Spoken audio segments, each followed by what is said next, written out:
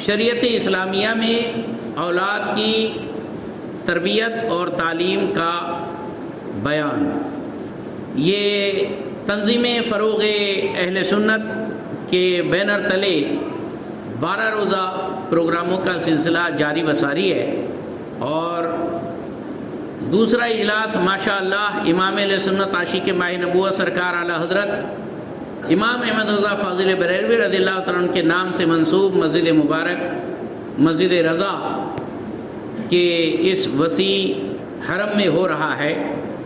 رب تبارک و تعالی ہماری آپ کی حاضری قبول فرمائے۔ مسجدوں کا احترام ہوتا ہے، اس کا پروٹوکول ہوتا ہے۔ مسجد میں داخل ہونے سے پہلے داخل ہونے کی دعا تو پڑھنا ہی چاہیے، اعتکاف کی بھی نیت کر لینا چاہیے، لہذا مل جل کر بآواز بلند اعتکاف کی نیت کر لیتے ہیں۔ پڑھیں الصلاۃ والسلام علیک یا رسول اللہ وعلی آلک واصحابک یا نور اللہ صلی اللہ تعالی علیہ وسلم۔ نویت سنت الاعتکاف۔ عزیزان محترم، اسلام ایک جامع مذہب ہے جو صرف عبادت کرنا، ذکر کرنا، ورد کرنا، وظیفے کرنا، تلاوت کرنا، نمازیں پڑھنا، روزے رکھنا اور حج کرنا، خیرات کرنا یہی نہیں سکھاتا، بلکہ زندگی میں کیسے جینا، کیسے بچوں کی تعلیم و تربیت پر توجہ دینا، بیوی کے کیا حقوق ہے، آئلی کیا قوانین ہے، گھریلو کیا معاملات ہے، ان کو کیسے سلجھانا، یہ باریک باریک باتوں کو بھی اسلام باقاعدہ ہائی لائٹ کر کے اس پر بھی تعلیم و تربیت اور قاعدے قوانین پیش کرتا ہے۔ ایسا جامع، ایسا کامل، اتنا زبردست بہترین مذہب دنیا میں آیا ہی نہیں اور کوئی پیش ہی نہیں کر سکتا۔ کل جو ہے ماں باپ کے مقام و مرتبے اور عظمت والدین کے اوپر بیان ہوا، اور عام طور پر ذہن یہی بنا ہوا ہے کہ جتنے بھی ماں باپ ہیں سب پریشان رہتے ہیں، اکثر و بیشتر پریشان رہتے ہیں، بولے ہمارے بچے جو ہے ہمارا کہنا نہیں مانتے، نافرمان ہو گئے، بے ادب ہو گئے، گستاخ ہو گئے، ساتھ میں نہیں رہتے، الگ لے کر رہ رہا ہے، ایسا ہے ویسا ہے، منہ زبانی کرتے، بہت زیادہ زبان درازی کرتے ہیں، منہ زوری کرتے ہیں، یہ کر دو وہ کر دو، تعویذ دے دو، گنڈے دے دو، یہ سدھار دو وہ کر دو۔ عزیزان محترم، اس پر تو سب زور دیتے ہیں، اکثر و بیشتر بیان عظمت والدین کے بارے میں ہی ہوتا ہے، لیکن جہاں ماں باپ کے حقوق ہیں، آپ کو تعجب ہوگا ماں باپ کے حقوق بچوں پر بعد میں لاگو ہوتے ہیں۔ ماں باپ کے بارے میں فرائض و واجبات بچوں پر بعد میں قوانین ضابطے لاگو ہوتے ہیں، ماں باپ کے اوپر بچوں کی ذمہ داری پہلے لاگو ہو جاتی ہے۔ ہاں، ماں باپ کے اوپر بچوں کے حقوق پہلے لاگو ہو جاتے ہیں، اور بہت سارے ماں باپ بچوں کے ان حقوق کی پامالی کرتے ہیں، بچوں کا حق وہ دیتے نہیں، ادا نہیں کرتے۔ ظاہر بات ہے ٹیٹ فور ٹیٹ، جیسا کرو گے ویسا بھرو گے۔ آپ نے اپنے بچوں کے حق ادا نہیں کیے تو پھر قدرت کا قانون ہی ہے کہ کما تدین و تدان، ہے نا۔ حدیث پاک سنتے ہوں گے آپ جمعہ کی کہ خطبے کے اندر یہ حدیث عام طور پر پڑھی جاتی ہے، البر لا یبلا والذنب لا ینسا والدیان لا یموت۔ بر یعنی نیکی، نیکی پرانی نہیں ہوتی، غلطی سڑتی نہیں ہے۔ والذنب لا ینسا، گناہ بھلایا نہیں جاتا، مٹ کر پامال نہیں ہوتا۔ اور والدیان لا یموت، اور فیصلہ کرنے والا وہ پاک پروردگار عالم مرنے والا نہیں ہے، ہمیشہ زندہ ہے، حی و قیوم ہے۔ اب اتنی باتیں جب سمجھ میں آ گئی کہ نیکی کبھی برباد نہیں جانے والی، برائی کبھی ختم ہونے والی نہیں، مٹنے والی نہیں، غائب ہونے والی نہیں، بھلائی جانے والی نہیں ہے، اور انصاف کرنے والا پاک پروردگار عالم سدا ہمیشہ زندہ جاوید ہے، تو پھر اللہ کے پیارے محبوب فرماتے ہیں یہ باتیں دماغ میں بیٹھا لو اور پھر اعمل ما شئت، پھر جو تیرے جی میں آئے کرتا جا، کر تجھے کیا کرنا ہے، کر تجھے کتنا کرنا ہے، مچا دھوم کتنا مچانا ہے. کما تدین و تدان، جیسا تم کرو گے ویسا تم بھرو گے، یہی ہوتا ہے.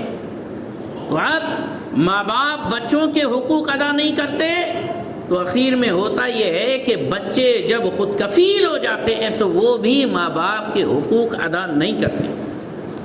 عزیزان محترم، برادران ملت اسلامیہ، بچوں کے کیا حقوق ہو سکتے ہیں بھلا ماں باپ پر؟ ماں باپ کا تو اتنا اونچا درجہ ہے کہ کیا کہنا. ان کے اوپر بھلا بچوں کے حق کیسے لادے جا سکتے ہیں؟ ہاں ہے، وہ یہ ہے. اور کمال تو یہ ہے کہ بچہ ابھی پیدا ہی نہیں ہوا، ابھی تو شادی بھی نہیں ہوئی. شادی ہونے سے پہلے بچوں کے حقوق ہونے والے ماں باپ کے اوپر لاگو ہو جاتے ہیں. ہاں، سب سے پہلا حق جو ماں باپ پر لاگو ہوتا ہے بچوں کا، وہ تو بچہ پیدا ہونے کی بات تو دور، شادی ہونے، ماں باپ کی شادی ہونے سے پہلے لاگو ہو جاتی ہے. اور وہ حق یہ ہے کہ مرد کے اوپر ضروری ہے ہونے والی اولاد کے لیے ایسی ماں تلاشے جو پاکیزہ خاندان سے تعلق رکھتی ہو، پاکیزہ سیرت والی خاتون کو اپنی زوجہ بنائے تاکہ اس کی بطن سے جو اولاد ہو وہ اولاد اپنی ماں کی شرافت نجابت کا آئینہ بنے. ہاں، پہلا حق یہی ہے کہ بیوی بھی اچھے خاندان میں کرو، خاندانی عورت سے شادی کرو تاکہ اولادیں پاکیزہ پیدا ہو، نیک پیدا ہو فطری طور پر. یہ پہلا حق ہے. اللہ اکبر. آپ سوچیں گے کہ بچے آخر کیسے ہونے چاہیے؟ ارے بچے فرما بردار ہونے چاہیے. اگر کسی ماں باپ سے پوچھو ایک دم فرما بردار ہونا، اٹھ بولے تو اٹھ، بیٹھ بولے تو بیٹھ، لیٹ بولے تو لیٹ. ہاں، ایک دم بالکل حکم کا بندہ ہونا چاہیے، ایسا ہونا چاہیے، ویسا ہونا چاہیے. سارے گن آپ کو اسلام نے ہمیں رول ماڈل بھی دیے ہیں. ایسے اطاعتشعار بچے کہ جن پر پوری کائنات زمین و آسمان رشک کرتے ہیں. قرآن پاک کے اندر ایک شہزادے کا ذکر آیا ہے کہ جن کو ان کے والد نے کہا کہ انی ارا فی المنام انی اذبحک فانظر ماذا ترى. باپ نے بیٹے سے کہا میں نے خواب میں دیکھا ہے کہ تم کو ذبح کر رہا ہوں، بتاؤ تمہارا کیا خیال ہے. تو اس فرما بردار خوش نصیب بیٹے نے پلٹ کر جواب دیا تو قرآن پاک کے اندر اللہ نے اس جواب کو بھی کوڈ فرما دیا.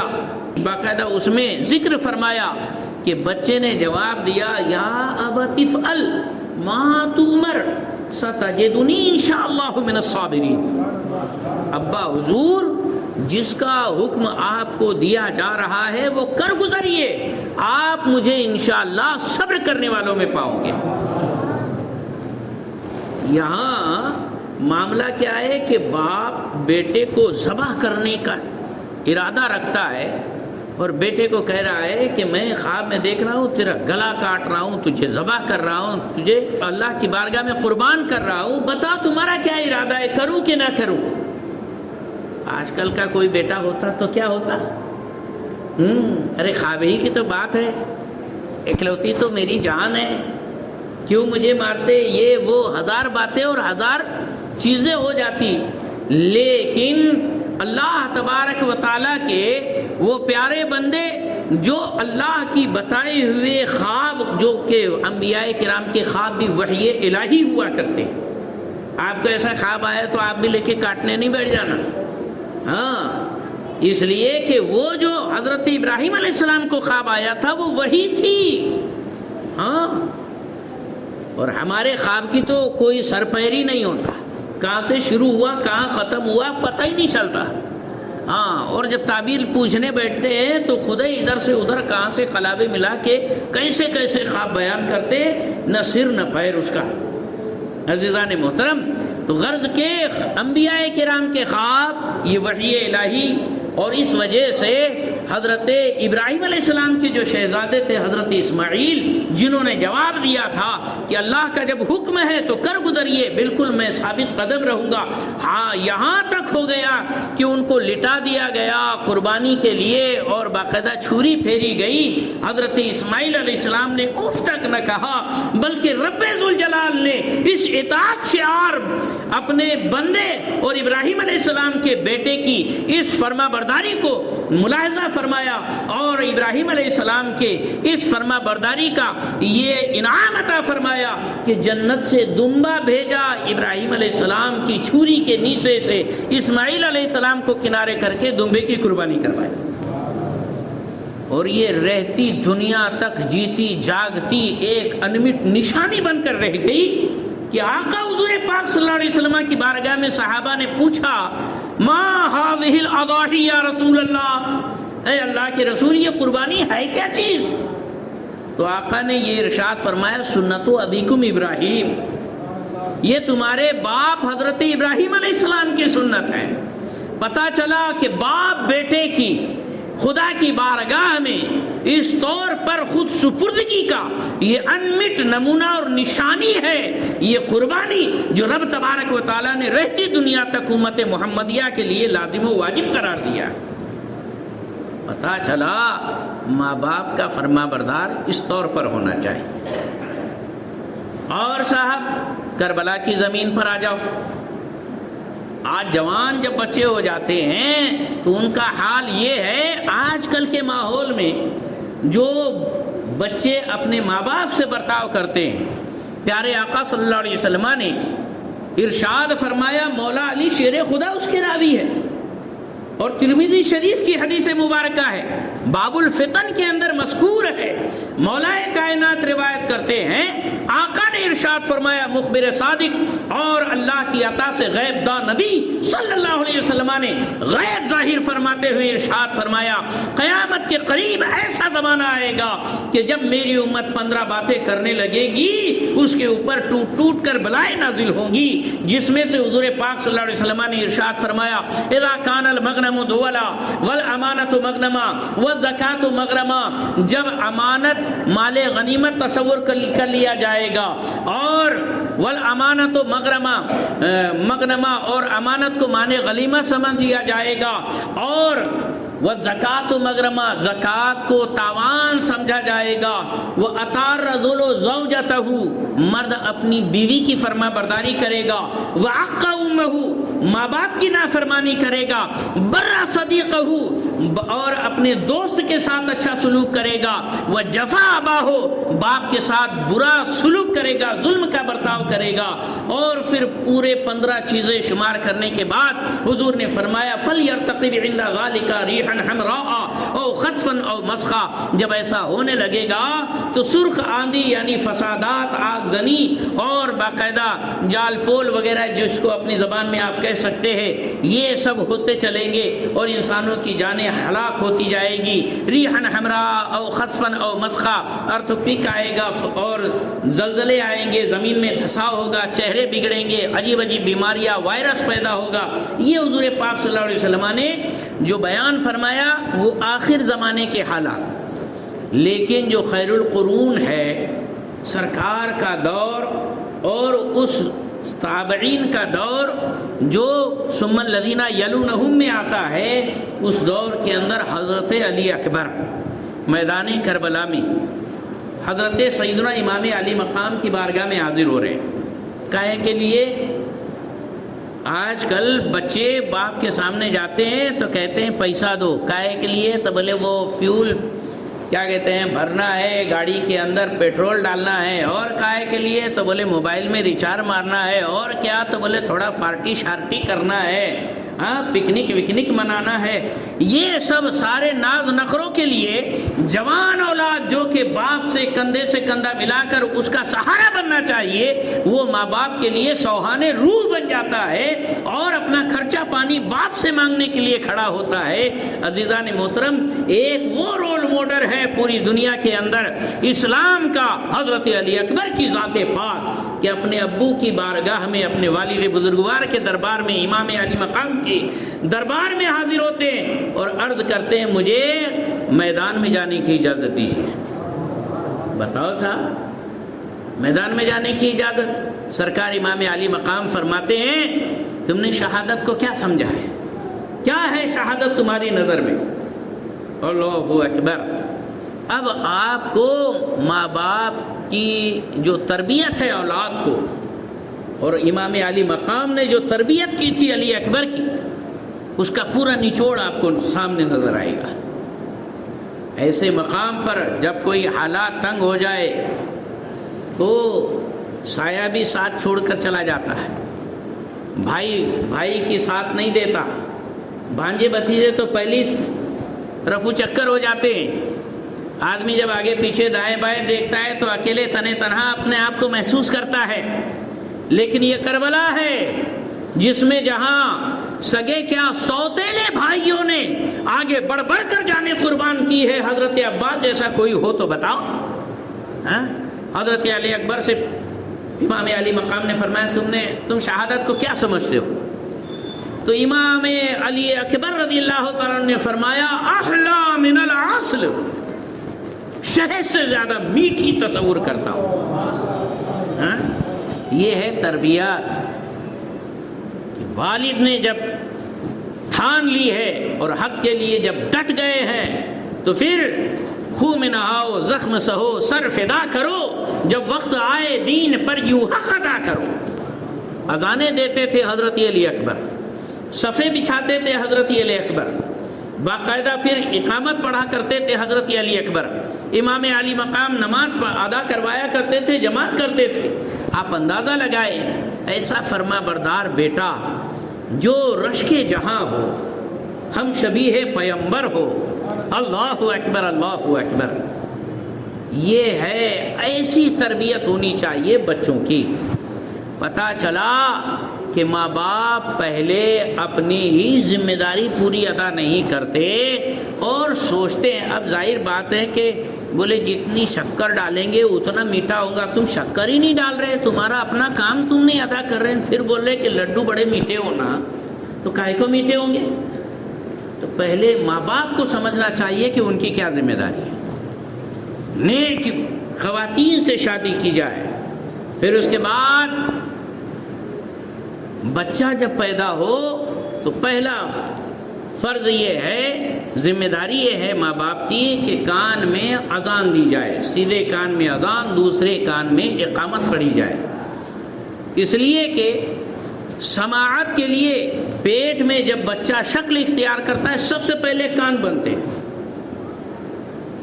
اور اس وقت بچہ جب پیدا ہوتا ہے تو عام طور پر آنکھیں بند ہی ہوتی ہے، لیکن سماعتیں تو سدا چالو ہوتی ہے، اس لیے پہلے اس کو اللہ کا نام سنایا جائے، اس کو انسین ہوتی ہے، بلکہ اس کی یہ سماعت کا کام تو پیٹ سے ہی شروع ہو جاتا ہے، پیٹ سے ہی شروع ہو جاتا ہے۔ حمل کے اندر ہی حقوق العباد میں سے سب سے بڑا حق حقوق الاولاد کی ذمہ داری ماں باپ پر آ جاتی ہے کہ اب ماں جو کھائے حلال کھائے، اور ماں جو کام کرے وہ حلال اور پاکیزہ کام کرے۔ حالت حمل میں چاہیے خاتون کو نعتیں پڑھے، قرآن کی تلاوت کرے، نمازیں پڑھے۔ اب بتاؤ صاحب، اس لیے کہ پیٹ میں رہنے والے بچے کی سماعت اس وقت بھی کام کر رہی ہے، آپ کو نہیں پتا، سب تو جانتے ہیں حضرت سیدنا غوث اعظم پیدا ہوئے تو 17 پاروں کے حافظ تھے، کہاں سے سب کو پتا ہے۔ جب استاد نے بسم اللہ خوانی کے لیے بیٹھا اور کہا پڑھو بیٹے بسم اللہ الرحمن الرحیم، شروع کرتے ہیں اعوذ باللہ من الشیطان الرجیم بسم اللہ الرحمن الرحیم الحمدللہ رب العالمین الرحمن الرحیم مالک یوم الدین، پڑھتے پڑھتے پڑھتے پڑھتے پہلا، دوسرا، تیسرا، چوتھا، پانچواں ہوتے ہوتے 17 پارے ختم ہو گئے۔ استاد سر پکڑ کے حیران کہ یا اللہ ابھی تو بسم اللہ ہونے جا رہی ہے اور یہاں تو 17 پارے سنا دیے، کہاں سے یاد کیے؟ کہاں ماں کے پیٹ میں یاد کر لیا۔ اماں 7 پارے کی 17 پارے کی حافظہ تھی، روز اس کی تلاوت کرتی تھی۔ اور یہاں حافظہ نہ ہو کر بھی قرآن پاک کو کبھی کھولتی نہیں، سورہ فاتحہ تک پڑھتی نہیں، نماز کبھی ادا کرتی نہیں، تو بتاؤ یہ غوث پیدا ہوگا کہ باس پیدا ہوگا؟ ہاں؟ اللہ اکبر۔ حضرت فخر مہاراشٹر علامہ عبد الغنی رضوی نصیر آبادی رحمۃ اللہ تعالی علیہ فرماتے ہیں آج کل بچے پھالی کے بگڑے نہیں، ماں پیٹ کے بگڑے پیدا ہوتے ہیں۔ تو پہلے اپنی کوکھ کو پاک کیا جائے، اپنی سوچ کو پاک کیا جائے، اپنے طور طریقوں کو پاک کیا جائے، اپنے اطوار و کردار کو پاک کیا جائے۔ جب پاکیزہ ماحول ہوگا تو پاکیزہ اولاد پیدا ہوگی۔ حضرت بابا فرید 15 پاروں کے حافظ تھے، ان کا بھی یہی کرشمہ تھا۔ بسم اللہ خانی کے لیے بیٹھایا گیا، شروع کیا تو پورے 15 پارے۔ کہاں سے یاد؟ کہاں ماں کی پیٹ میں یاد کیا۔ تو سماعت جو ہے پیدا ہونے سے پہلے حمل کے حالت ہی میں کام کرنا چالو کر دیتی ہے۔ اسی لیے آپ دیکھتے ہوں گے کوئی زیادہ چیخ سنائی دی، حاملہ عورت کو اپنے پیٹ میں بچے کی حرکت کا محسوس ہوتی ہے، پوچھنا۔ ہاں، کسی نے چلا دیا تو اچانک ایسا کچھ بچہ بچکتا ہے، دچکتا ہے، گھبراتا ہے، مطلب اس کو وہاں سنائی دے رہا ہے۔ آپ کس خمار میں ہو؟ اللہ اکبر۔ جو گالی بک رہے ہو بچہ سن رہا ہے اور اس کا اثر ہو رہا ہے، ہر ایک چیز کے اندر تاثیر ہے۔ ہاں، حضرت نجم الدین کبریٰ رحمۃ اللہ تعالی علیہ ایک مرتبہ محفل میں بیٹھے، خانقاہ سجائے ہوئے تھے اور بیٹھ کر رفض اللہ کے فضائل و مناقب بیان کر رہے تھے۔ اسی میں ایک بہت زیادہ مطلب عقل مند شخص وہ بھی موجود تھا، ابن سینا۔ اس نے کہا کہ واہ واہ، یہ کیا بات ہوئی، اللہ اللہ اللہ اللہ کا ورد کرو تو یہ فضیلت وہ فضیلت وہ فضیلت، امپاسبل، اسمبھو، ناممکن، ایسا ہو کیسے سکتا ہے؟ کسی ایک نام لے لو تو اتنی کچھ فضیلتیں حاصل ہو جائے۔ حضرت نجم الدین کبریٰ رحمۃ اللہ تعالی علیہ نے فرمایا ابن سینا سن، تو گدھا ہے۔ ڈائریکٹ حضرت نے فرما دیا۔ ابن سینا کوئی چھوٹا موٹا للو پنجو تو تھا نہیں، اس کا بھی بہت بالکل شان شوکت، اینچت اور بڑا اونچا قد تھا، حیثیت تھی اس کی۔ اب اس کو بھرے مجمع میں سب کے سامنے کہا انت حمار، تو گدھا۔ اس کی تو بالکل حالت خراب ہو گئی۔ ہوں گے حضرت اپنے گھر کے، کیا بول دیا تم نے میرے کو؟ خاندیسی انداز میں کیا غصہ آیا ہوگا اس کو؟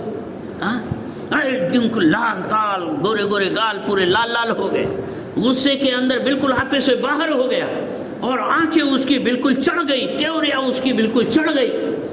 حضرت نجم الدین کبریٰ رحمۃ اللہ تعالی علیہ فرماتے ہیں زیادہ غصہ مت کر،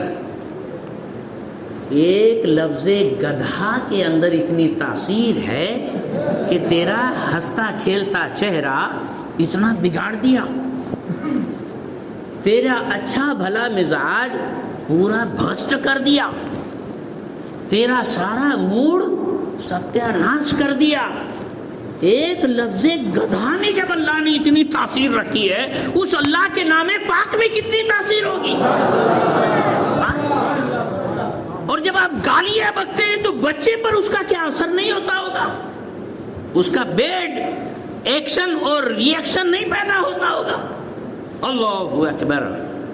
گھر کے اندر ماحول بھی اچھا ہونا چاہیے، جب عورت حمل سے ہو، شانتی کا ماحول ہونا چاہیے، شرافت کا ماحول ہونا چاہیے، بھائی چارے کا ماحول ہونا چاہیے، محبت کا ماحول ہونا چاہیے، اور اس عالم میں باقاعدہ اس خاتون کو خاص رسپیکٹ ملنا چاہیے، تاکہ جو بچہ پرورش پا رہا ہے وہ ذہنی، فکری اور مزاجی طور پر پورا تندرست پیدا ہو۔ بلکہ یہ اسرائیل کے اندر ہوتا کیا ہے، حمل کے اندر جب عورتیں ہوتی ہے باقاعدہ ان کو میتھ حل کرنے دیا جاتا ہے، حساب، گنت باقاعدہ وہ چھڑاتے بیٹھتی ہے عورتیں، تاکہ اس میں دماغ لگتا ہے، اور دماغ جب اس میں لگے گا تو بچے کا بھی دماغ بڑا شارپ ہوگا، مائنڈیڈ بچہ پیدا ہوگا۔ تو اس طور پر اس وقت ہم کو کیا کرنا، اب عورتوں کیلکولیٹر بیٹھ کے حساب کتاب چھڑانے بیٹھانے کی ضرورت نہیں ہے، اور پورے بہی کھاتے اس کے پاس رکھنے اور دھرنے کی ضرورت نہیں ہے. اس کو بولنا سیدھا نماز پڑھ, قرآن کی تلاوت کر, اچھے اچھے واقعات پڑھ, سچے حکایات پڑھ, حدیث پاک پڑھا کر, اور اس طور پر ورد وظیفے کرو, درود شریف پڑھو, یہ سب کرو تو بچے کے اوپر اس کے اچھے بہترین مثبت اثرات مرتب ہو گئے. بہرحال جب بچہ پیدا ہوا, کان میں اذان دو, الٹے کان میں اقامت پڑھو, 7 دن یا 14 دن یا 21ویں دن پر اس کا عقیقہ کرو.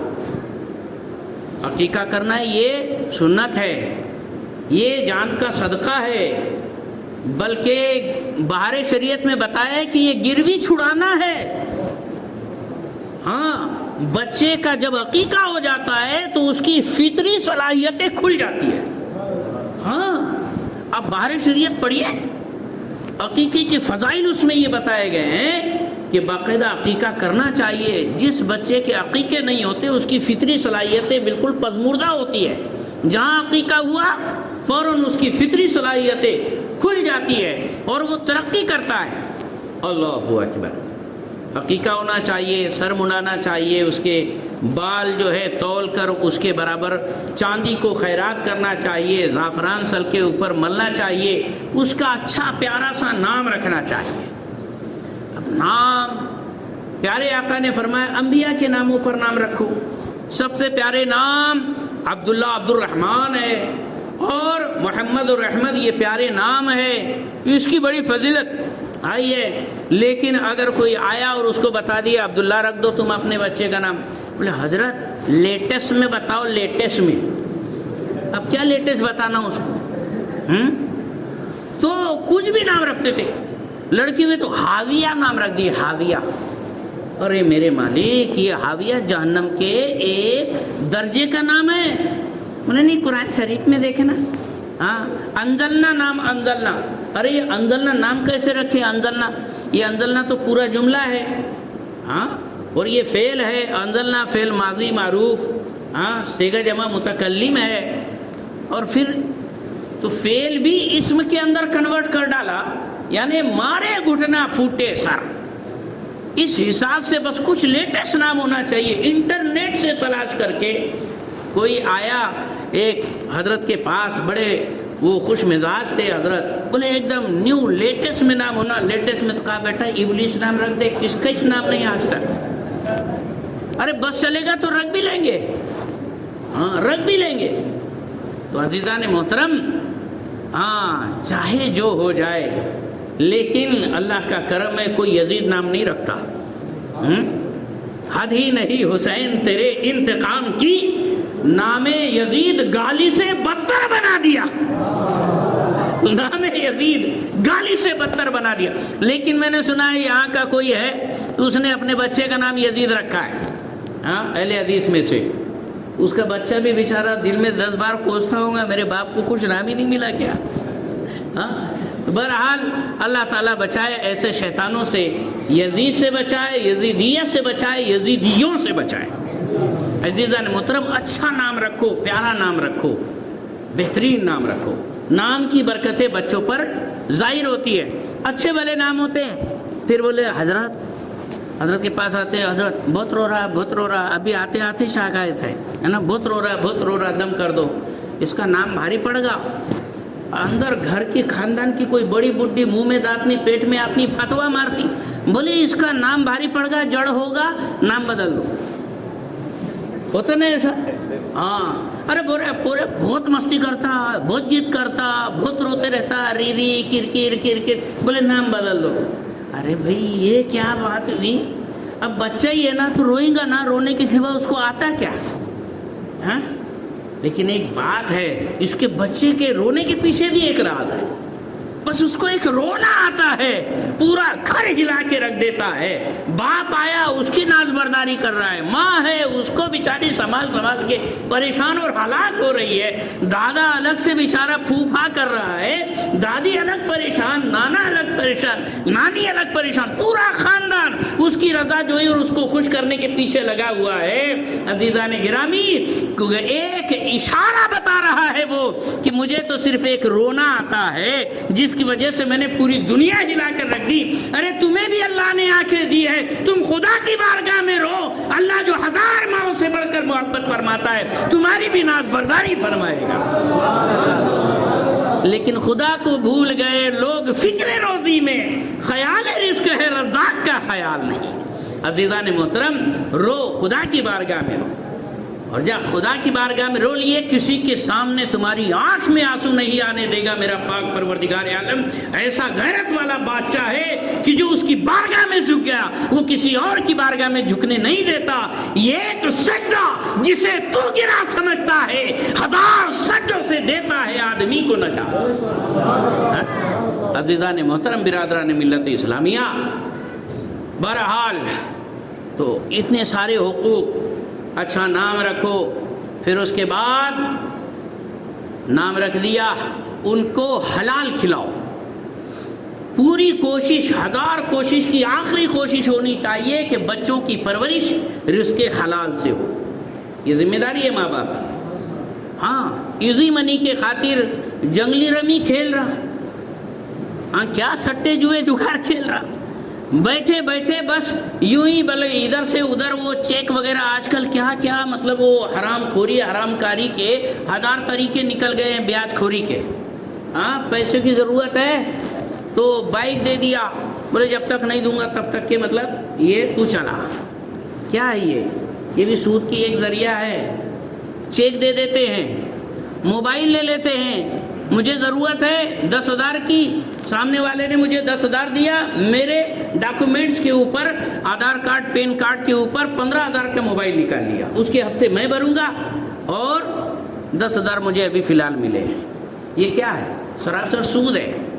عزیزان گرامی, یہ سود انتہائی حرام ہے. اور یہ چیز اگر آپ بچوں کو کھلا رہے ہیں تو آپ بھلے ہی سوچ رہے ہیں کہ آج فی الحال میری گردن پر سے بوجھ اتر گیا, لیکن ایسے بیل کی طرح حل میں جت گئے ہو کہ اب قیامت تک کے لیے یہ قرض کا اور سود کا چکر چلتا رہے گا.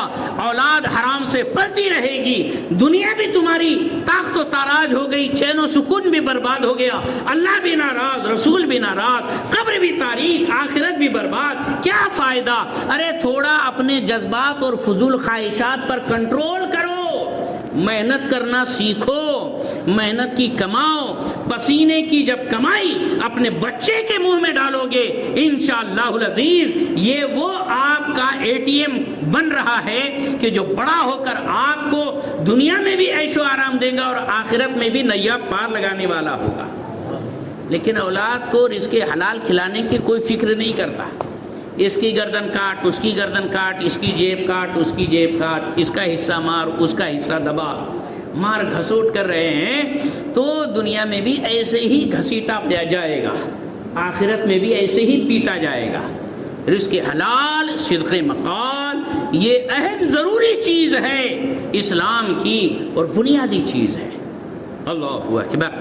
عزیزان محترم, حلال کھلاؤ اور ان کی تعلیم و تربیت کی اچھا انتظام کرو, بہترین انتظام کرو. ایسا نہیں کہ بچہ ہے چلو جان دو, کس کے بھی مکتب میں چھوڑ دو, پڑھے گا لکھیں گا, اللہ کا کلامی تو پڑھا رہے. بخاری شریف کے شروع اوراق کے اندر, کتاب العلم کے اندر باقاعدہ تعلیق کے حساب سے یہ حدیث ذکر ہے, اور تعلیقات بخاری صحیح احادیث کے درجے میں ہوتی ہے. فرمایا کہ ان ھذا العلم دین فانظروا عمن تاخذون دینکم, کہ یہ دین, یہ علم دین, علم دین یہ سراپا دین مذہب ہے. پہلے دیکھ لو تم کس سے اپنے دین کو حاصل کر رہے ہو. ہاں, اب ظاہر بات ہے کہ پہلے دیندار ہوگا تو ہی تو دین دے گا, اگر بد مذہب ہوگا تو بد مذہبی اپنے بچوں پر چڑھا دے گا. لہذا اپنے بچوں کو, اور پھر ایسا بھی نہیں, حضور پاک صلی اللہ علیہ وسلم نے باقاعدہ ایک سلیبس دے دیا ہے ماں باپ کو.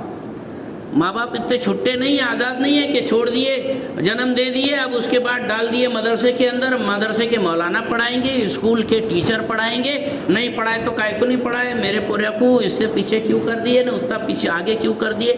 یہ آپ کی ذمہ داری نہیں, آپ کی ذمہ داری ہے کہ آپ خود سکھاؤ. کیا حضور فرماتے, آقائے دو عالم تاجدار مدینہ صلی اللہ علیہ وسلم نے باقاعدہ ماں باپ کو بچوں کی تربیت کے لیے 3 نکاتی سبجیکٹ اور سلیبس عطا فرمایا. حضور فرماتے ہیں ادبوا اولادکم علی ثلاث خصال، اپنی اولادوں کو 3 باتوں پر ٹرینڈ کرو.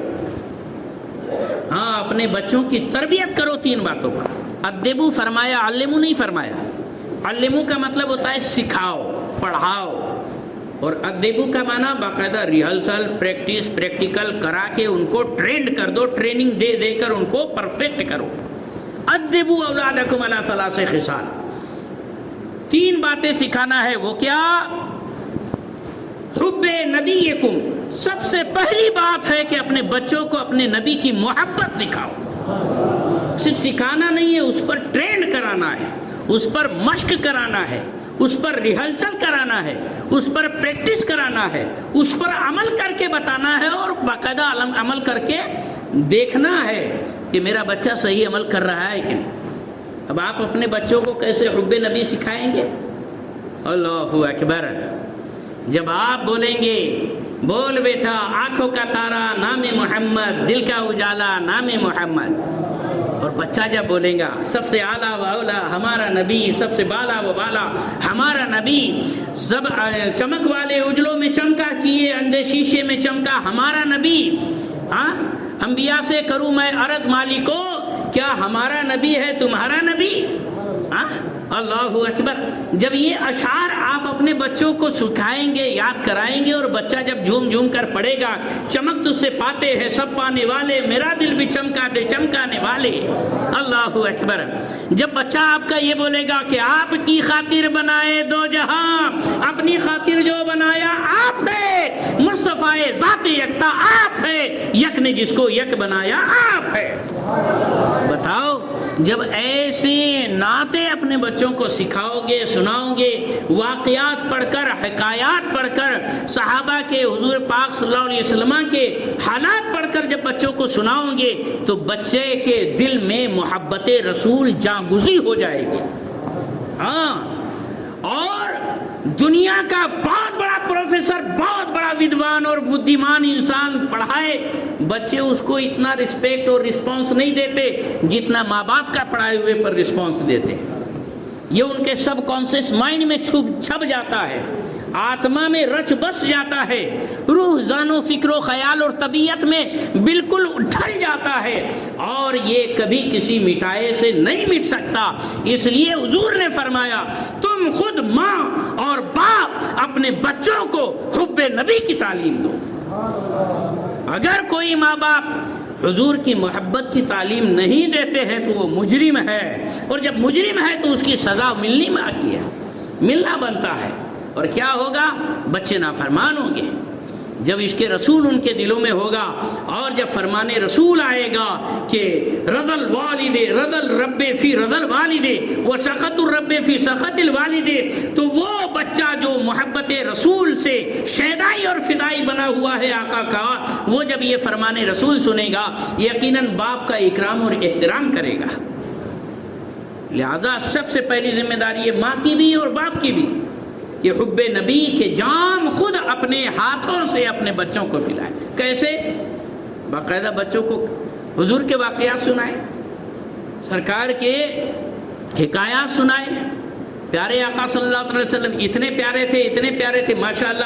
میلاد النبی کا موقع ہے، ہاں، بچوں کو یہ بھی سنا سکتے ہیں کہ بی بی آمنہ رضی اللہ تعالی عنہا نے جب ہمارے آقا صلی اللہ علیہ وسلم کو جنم دینے کے بعد پہلی نظر مصطفیٰ جان عالم کے چہرے پر انوار پر ڈالی ہے، تو خود آپ نے جو فرمایا، اور مفسرین نے، محدثین نے اور باقاعدہ مورخین نے وہ الفاظ کو جمع کر کے اپنی کتابوں میں درج فرمایا ہے، اور تحریر فرماتے ہیں کہ حضرت بی بی آمنہ خاتون فرماتے ہیں فلما رأیتہ کان مختونا مسرولا مغسولا معطرا کانا ساجدا، کہ حضور پاک صلی اللہ علیہ وسلم پر جب پہلی نظر پڑی تو دیکھا کہ سرکار ختنہ کیے ہوئے تھے، اور باقاعدہ آپ جو ہے غسل کیے ہوئے تھے، عطر لگائے ہوئے تھے اور خوشبو میں بسے ہوئے تھے، سجدے کی حالت میں تھے اور فرما رہے تھے رب حبلی امتی، رب حبلی امتی، رب حبلی امتی۔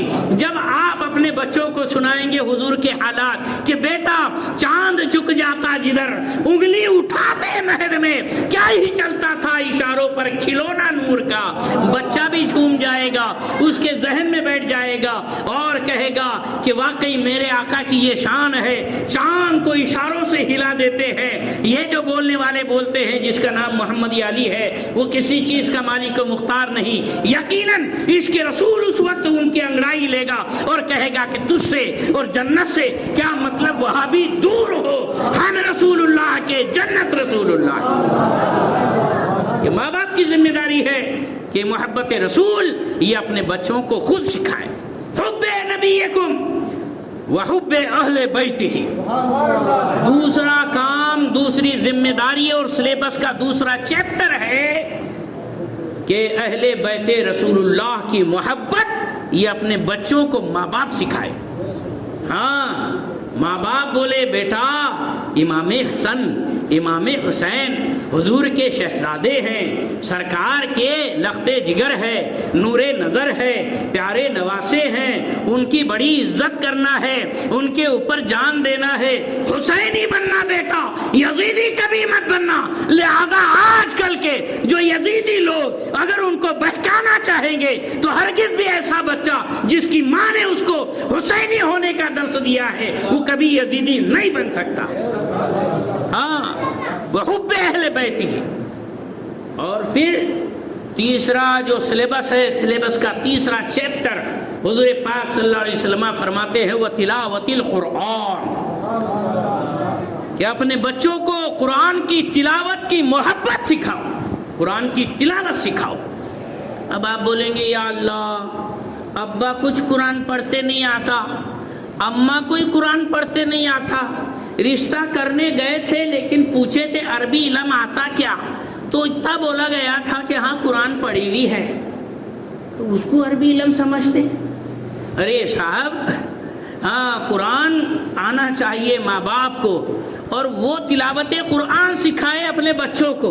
اب خود کو نہیں آتا تو آڑا ٹیڑھا واکڑا تکڑا لنگڑا لولا اپنے بچوں کو پڑھانے کی ضرورت نہیں، ورنہ یہ عذاب جاریہ ہوگا۔ ہاں، اشارے میں سرکار نے گویا بتا دیا کہ تم خود تلاوت سیکھو اور پھر اپنے بچوں کو بھی سکھاؤ۔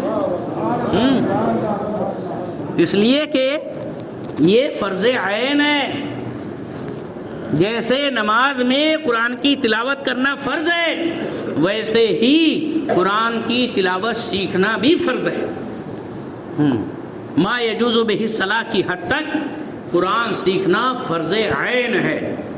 عزیزان محترم، لہذا ماں باپ سکھائے بچوں کو قرآن پاک کی تلاوت۔ اب ظاہر بات ہے یہی تو ہے کہ بسم اللہ خوانی کے لیے بیٹھے ہیں غوث اعظم بابا فرید، اور کیا ہو رہا ہے، ماں نے قرآن کی تلاوت سکھا دی، پیٹ ہی میں سکھا دی۔ ایسا کیوں نہیں کرتے ہم اپنے حقوق پورے ادا نہیں کرتے، اپنی ذمہ داری پورے ادا نہیں کرتے، اور سوچتے ہیں کیا کہتے ہیں کہ بچے پورے حق ادا کریں۔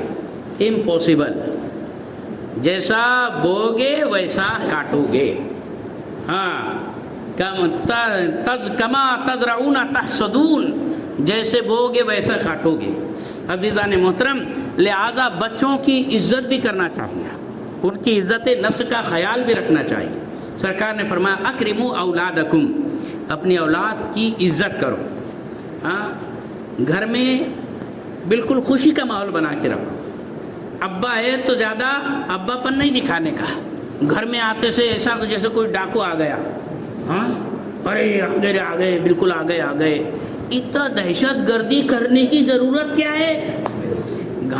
باہر تو ہاں مکھی بھی نہیں اڑ پاتی، گھر میں بالکل پورا دانو پھان کر کے رکھتے، تو اتنی دادا گیری گھر میں کرنے کی ضرورت نہیں۔ بابا محبت سے جیو اور جینے دو، پیار محبت، یہ اپنے ہیں، گھر والے ہیں۔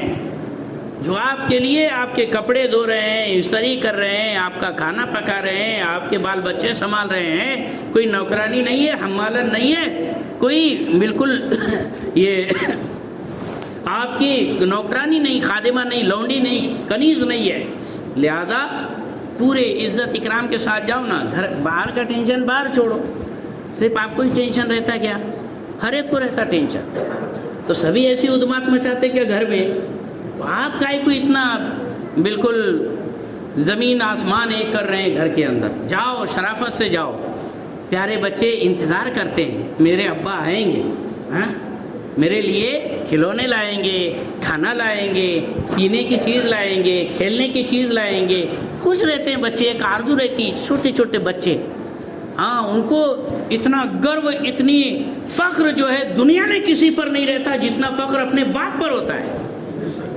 بازو والے بچے کیڈبری کھا رہے ہیں تو یہ بچہ منہ دیکھتا ہے، کہہ رہے تجھے نہیں دیا کرتے کو؟ ہاں میرے بابا آئیں گے نا تو میرے ابا لا دیں گے. ہاں اتنا فخر رہتا ہے.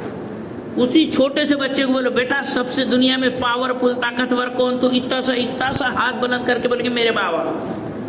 اتنا ناز ہوتا ہے بچوں کو اپنے ماں باپ پر. اور یہی باپ آتا ہے دن بھر کی محنت سے شراب پی کر ٹن ہو کر آتا ہے، گرتے پڑتے گلیوں میں نالیوں میں گرتے ہوئے آتا ہے. ننھا سا بچہ جب اپنے باپ کو شراب کے نشے میں دھت ہو کر گٹر میں پڑا ہوا دیکھتا ہے، یا پھر اور کوئی گولی وولی کھانے کے بعد نشے میں چور دیکھتا ہے، یا اور کوئی نشہ کر کے بالکل اپنے آپ میں نہیں دیکھتا ہے، باپ کو بڑا دکھ ہوتا ہے. جیسی اندر انٹری مارا، ماں کو مارنا شروع، گالی گلوچ کرنا شروع، مار دھار شروع. ارے وہ بچے دہشت میں آ جاتے ہیں، کنارے بیٹھ جاتے ہیں، تھر تھر کانپتے ہیں. ان کے ذہن پر اس کا بہت بیڈ امپریشن پڑتا ہے. ان کی دماغی گروتھ رک جاتی ہے، وہ نفسیاتی مریض بن جاتے ہیں، وہ ڈپریشن میں چلے جاتے ہیں. کس گناہ کی سزا دے رہے ہو ان بچوں کو؟ اتنی بھی عیاشی اچھی نہیں ہے. لہذا پہلے باپ ہونے کا حق ادا کرو، پھر اس کے بعد اولاد سے اپنے حق وصول کرنے کی امید رکھو. لہذا بچوں کو سدھارنے کی ضرورت سے پہلے ماں باپ کو سدھارنے کی ضرورت ہے. کہ ماں باپ پہلے سدھر جائیں. عزیزان محترم، مائیں کیسی ہوتی تھی، باپ کیسے ہوتے تھے، آج پورا ماحول بالکل گڑبڑا کر رہ گیا ہے. اس لیے سارا پورا سسٹم ہی ہل کے رہ گیا ہے. ہر کوئی اپنا گناہ قبول کرنے کے لیے تیار نہیں. خود دودھ کا دلہا تصور کرتا ہے اور سارے پاپی دوسرے دکھتے ہیں. یہ سب سے پہلے غلط بات ہے. ہاں اس کو کہتے ہیں عجب، اپنے آپ کو اچھا سمجھنا، اپنے آپ کو ڈیڑھ شانہ سمجھنا. یہ پہلے یہ ذہن اپنا ختم ہونا چاہیے. عزیزان محترم، حضرت سیدنا بابا فرید الدین گنج شکر رحمۃ اللہ تعالی علیہ، حضرت خواجہ قطب الدین بختیار کاکی رحمۃ اللہ تعالی علیہ کے مرید و خلیفہ ہے. سبھی جانتے ہیں خواجگان چشت اہل بہشت کے نہایت ہی عظیم بزرگ ہے. لیکن پہلے وہ حضرت قطب الدین بختیار کاکی کے مرید بننے نہیں گئے تھے. جب خوب آپ بڑے ہو گئے، سوجھ بوجھ والے ہوئے، تو پیر کی تلاش میں نکلے. پیر بھی کیسا ہونا چاہیے؟ پیر کرو جان کے، پانی پیو چھان کے. حضرت بابا فرید پیر کی تلاش میں چلتے چلتے چلتے چلتے سلسلہ سہروردیہ کے شیخ اعظم حضرت شہاب الدین عمر سہروردی رحمۃ اللہ تعالی علیہ کی خانقاہ میں پہنچ گئے. ان سے مرید بننے کے لیے، داخل سلسلہ ہونے کے لیے، پیر بنانے کے لیے پہنچ گئے. اب اتفاق سے وہ کھانے کا وقت تھا، دسترخوان لگ گیا تھا، سبھی لوگ دسترخوان پر بیٹھے. بابا فرید اس وقت بالکل نوجوانی کی عمر تھی، بالکل عنفوان شباب، 17-18 سال کی عمر رہی ہوگی.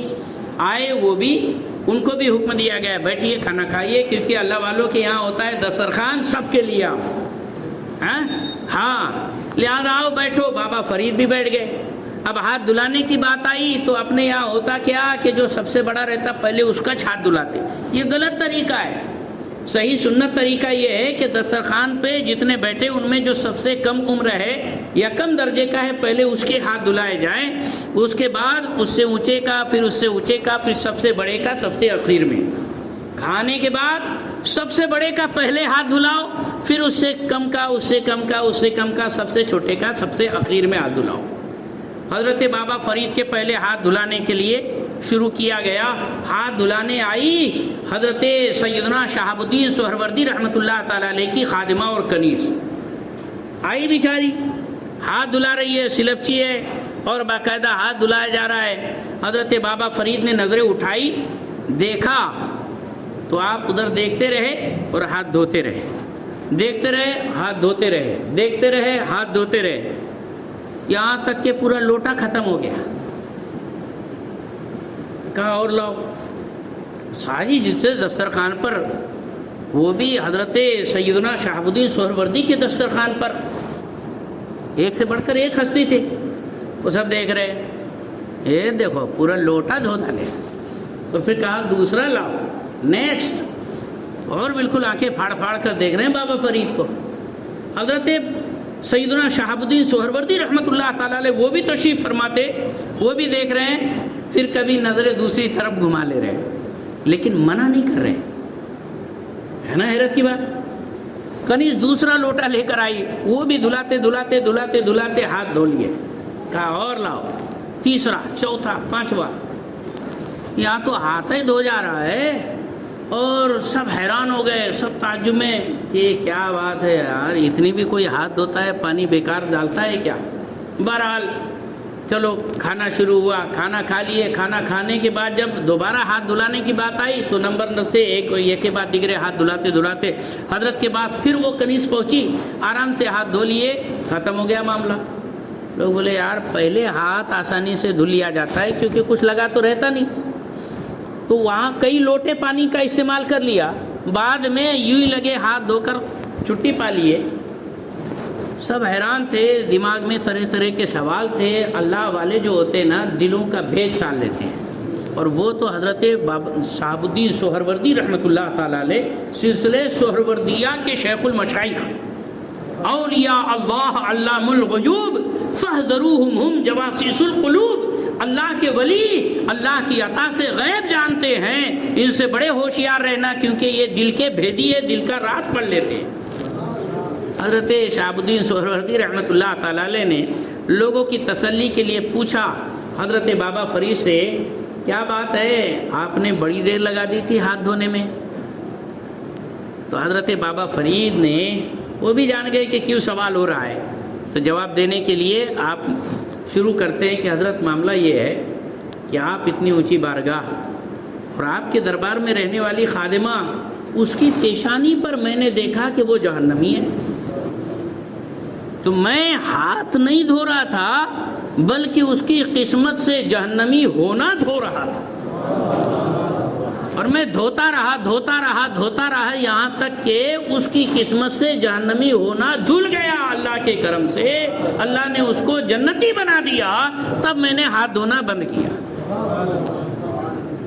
یہ مقام ابھی تو مرید بھی نہیں بنے, پیر صاحب کے پاس آ کے کرامت ظاہر ہو گئی. تو حضرت شہاب الدین سہروردی رحمۃ اللہ تعالیٰ علیہ کے دربار میں بیٹھے تھے بازو والے جو ایک دوسرے بزرگ تھے. کہا جب آپ اتنے اونچے بزرگ ہیں, قسمت پڑھ لیتے اور جہنمی کو جنتی بنا سکتے, تو پھر مرید بننے کا ایک ہوا ہے, اتنا درجہ آپ کو کہاں سے ملا؟ تو کہا میری ماں کی وجہ سے ملا.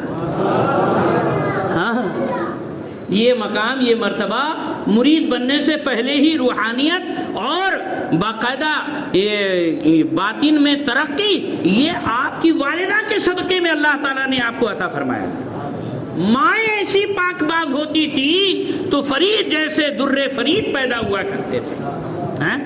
حضرت شہاب الدین سہروردی فرماتے ہیں, بیٹا تم شہباز ہو, شہباز, تمہاری قسمت کا حصہ میرے پاس نہیں, تمہارا انتظار کہیں اور ہو رہا ہے.